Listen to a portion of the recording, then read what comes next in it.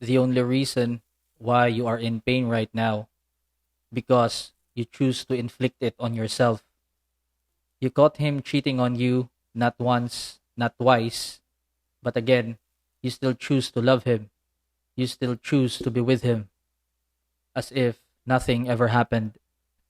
The maximum number you can give with forgiveness is only second chance.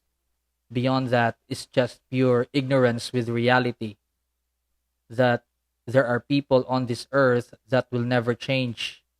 Even if you give them your all, they will still choose to hurt you because they are selfish and they do not care even if you dehydrate yourself in crying. Thus, open your eyes. You deserve the best in this life. And clearly, it's not with him.